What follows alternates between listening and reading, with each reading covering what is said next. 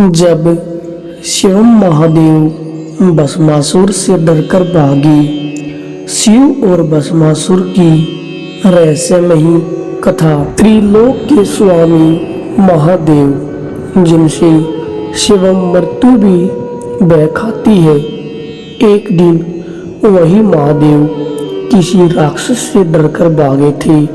कौन था वह राक्षस?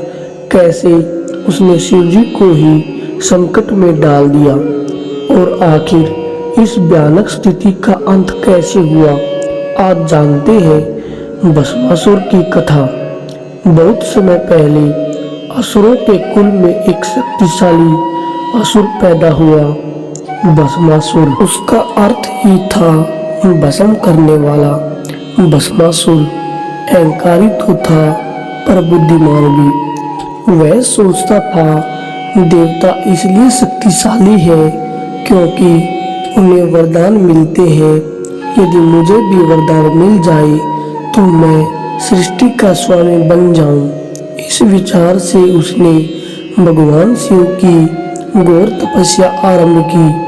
सदियों तक उसने न भोजन किया न जल पिया, केवल ओम नमः शिवाय का जाप करता रहा। अंततः शिव जी उसकी तपस्या से प्रसन्न हुए। भस्मासुर के सामने प्रकट होकर बोले, वत्स, मुझे प्रसन्न करने के लिए तूने कठिन तप किया है, मांग क्या चाहता है? भस्मासुर मुस्कुराए, प्रभु मुझे ऐसा वरदान दीजिए कि मैं जिस किसी के सिर पर हाथ रख दूं वह तुरंत भस्म हो जाए। महादेव भोलेनाथ है, वह भक्त का भाव देखते हैं, परिणाम नहीं। उन्होंने तुरंत कहा, तथास्तु। बस वह क्षण था और ब्रह्मांड में भय छा गया। भस्मासुर की आंखों में अब लालच और अहंकार का नशा भर गया।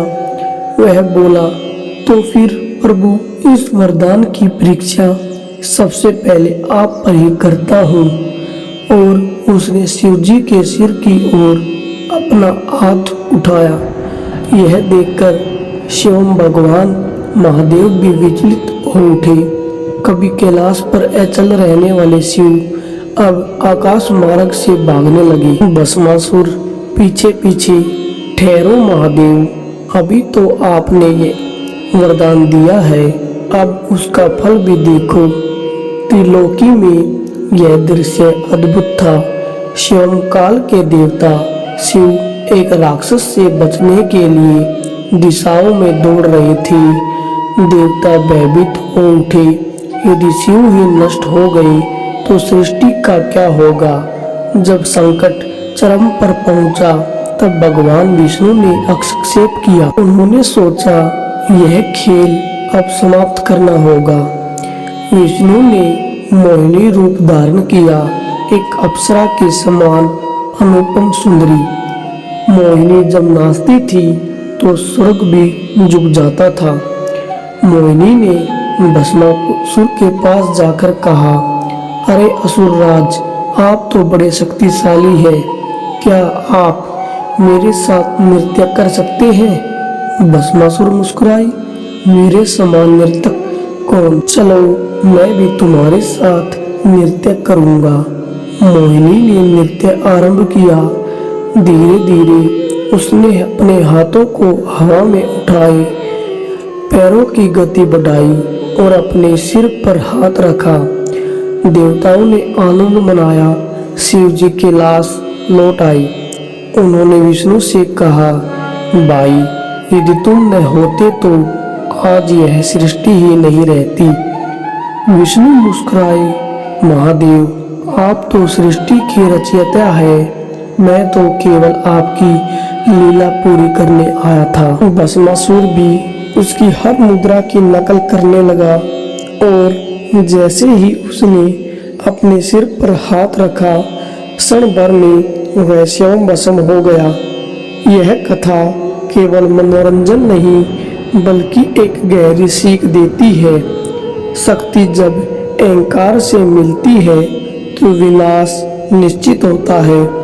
भस्मासुर को वरदान तो मिला पर बुद्धि नहीं मिली और जिसने शिव को भस्म करने की सोची वह स्वयं भस्म हो गया। महादेव किसी से डरते नहीं, पर कभी कभी वे भी अपनी लीलाओं से संसार को यही सिखाते हैं कि वरदान का अर्थ है स्वयं, न कि अहंकार। हर शिव भक्त इस कथा से यही सीखे, भक्ति में शक्ति है पर विनम्रता सबसे बड़ी शक्ति है।